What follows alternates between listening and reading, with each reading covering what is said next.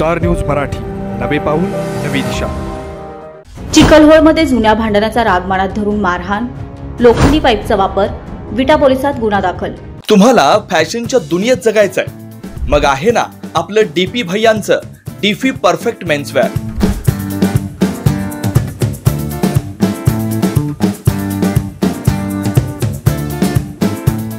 नामांकित ब्रँडेड कंपन्यांचे shirt, pant, jeans, T shirt यासह जेंट्स व लेडीज चप्पल आणि बूट हे सर्व योग्य दरात मिळण्याचं एकमेव ठिकाण। #डीपी परफेक्ट मेन्सवेअर, आळसंद, सर्वेसर्वा धनराज पवार।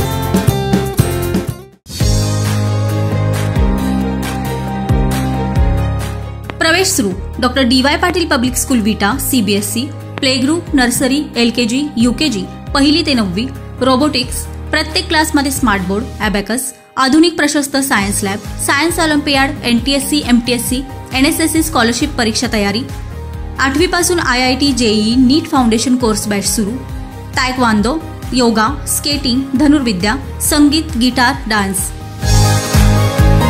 खानापूर तालुक्यातील चिखलहोळ येथे जुन्या भांडणाचा राग मनात धरून एकाच लोखंडी पाईपने मारहाण केल्याची फिर्याद विटा पोलिसात दाखल झाली आहे। या प्रकरणी राज राहुल आंबवडे, वय वर्ष 18, व्यवसाय मजुरी, राहणार चिखलहोळ याने प्रतीक प्रमोद कसबे याच्या विरोधात विटा पोलीस ठाण्यात मारहाणीचा गुन्हा दाखल केलाय।